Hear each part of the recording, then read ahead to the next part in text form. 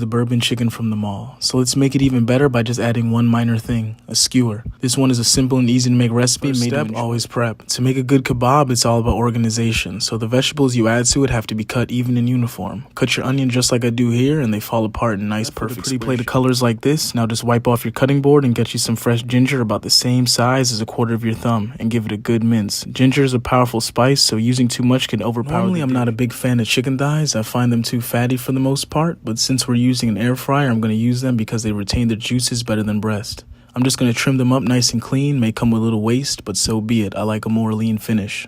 Once they're all cleaned up, I'm going to cut them in some decent sized square-like shapes. To gauge the proper size, compare them to your peppers and onions from earlier. Remember, it's all about keeping it uniform. We eat with our eyes first.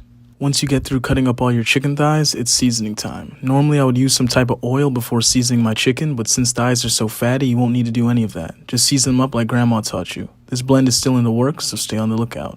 Get in there with your clean hands, emphasis on the clean part because the internet health inspectors are on the prowl and they'll have some words for you if you're not careful. Time to assemble. I'm super OCD when it comes to my food. A quick look through my videos could clearly show you that. So every single kebab has to look the exact same. For mine, I'm going chicken, onion, chicken, red bell pepper, chicken, green bell pepper, repeat. It really doesn't matter, but I'm here to give you content. But look how nice they turn out. I'll say it again, we eat with our eyes first. If you thought this recipe couldn't get any better, time for the star of the show, your bourbon sauce. Add half a cup of bourbon with a quarter cup of brown sugar over a low heat and let that dissolve together gently while whisking. Once that comes together nicely, add a quarter cup of dark soy sauce. Adding too much soy sauce here can make this way too salty, and we don't want that. Bump this up to a simmer to cook off that alcohol, and you'll know when that potent smell starts to leave the pan. Add 3 tablespoons of hoisin sauce to add a nice tang and sweetness to it, and whisk that together nicely again. From here, you want to add in that minced garlic and ginger, and this is when that sauce really comes together and your kitchen starts smelling extra good. Add a cornstarch slurry to thicken the consistency, and after a few seconds, it should come together like a syrup. Now all that's left is to bring your work together. Give that sauce a final stir and generously brush it on your chicken skewers. Serve this one up with some white rice or by themselves as a party app, and save this one for later.